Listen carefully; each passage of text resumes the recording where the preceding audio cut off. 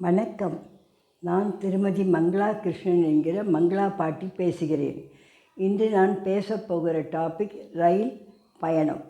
ரயில் பயணங்கிறது சின்ன குழந்தையிலேருந்து நம்ம தத்தக்கா பத்தக்கா நடக்கிற வயசுலேருந்து இந்த ஸ்டேஷனில் ஓடுறதும், அப்பா அம்மா பிடிக்கிறதும், அப்புறம் ட்ரெயின்குள்ளே வந்தவுடனே இந்த ஜன்னல் சீட்டு எனக்கு உனக்கு அப்படின்னு சண்டை போடுறதுவே சரியாக இருக்கும்.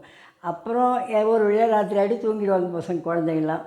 அந்த மாதிரி இருக்கிற ரயில் பயணத்தில் ஆரம்பித்து இப்போது வீல் சேரில் வந்து ட்ரெயினில் ஏறுற வரைக்கும் நிறைய அனுபவம் பார்த்துருப்போம். எல்லாருக்கும் அந்த அனுபவம் இருக்கும். என் வாழ்க்கையில் நடந்த அனுபவத்தை உங்கள்கிட்ட நான் சொல்ல ஆசைப்படுறேன். நாங்கள் வந்து கீழப்பாவூரில் இருக்கும்போது செங்கோட்டையிலேருந்து தென்காசிக்கு வரத்துக்காக அப்போ எனக்கு ஃபுல் டேர்ம் ஆஃப் ப்ரெக்னென்சி டெலிவரிக்காக என் பெற்றோர்களோடு பெற்றோர் என் கணவர் எல்லோரும் வந்தோம். வரத்து கீழப்பாவூர்லேருந்து வரத்துக்கு தென்காசி வரத்துக்கு ட்ரெயின் வந்து தென்காசியில் 2 மணி ராத்திரி நடுநிசி 2 மணி ஆகிடும். அதனால கீழப்பாவூர்லேருந்து ராத்திரி நைட்டே கிளம்பி வந்துடுவோம். வந்து வெயிட்டிங் ரூமில் கொஞ்சம் அப்படியே தங்கினோம் அப்படி கண்ணை அசந்துட்டோம்.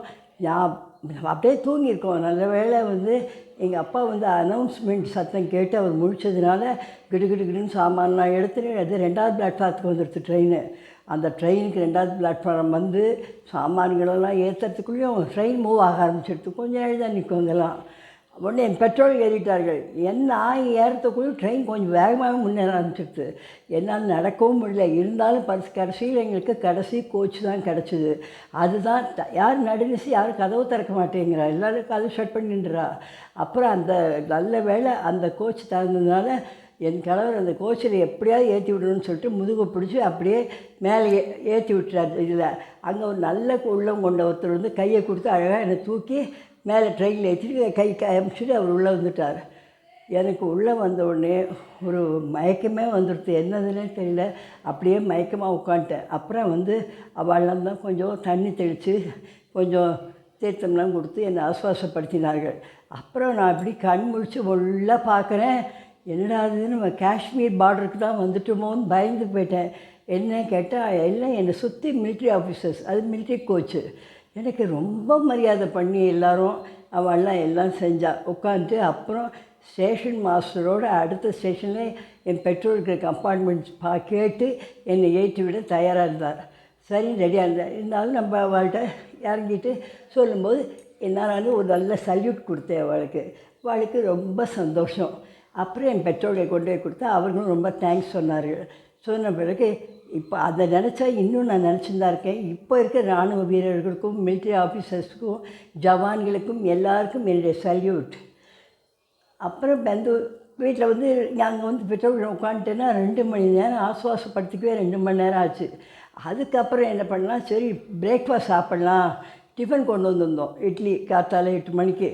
இட்லி எடுத்தால் ஒரே வேப்பலையாக இருந்தது உள்ள. என்னது ஒரே வேப்பலையாக இருக்கேன்னு பார்த்தா அதையும் எடுத்து வச்சுட்டு பார்த்தா எனக்கு என்ன இட்லி எடுக்கிறோம், இட்லியில் வேப்பலை.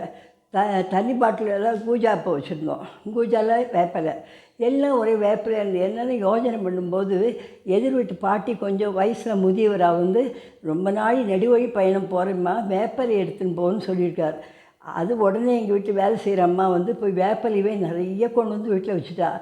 என் கணவர் என்ன பண்ணார், ரொம்ப இதாக எல்லாத்தையும் வேப்பலையை போட்டு டப்பாலையும் போட்டு தண்ணியிலையும் போட்டு எல்லாத்தையும் போட்டு வச்சுட்டார். அவர் போட்டது எங்களுக்கு தெரியாது. பிளேட்டில் எடுத்து இட்லி எடுத்து வச்சுக்கும்போது தான் பார்க்குறோம்.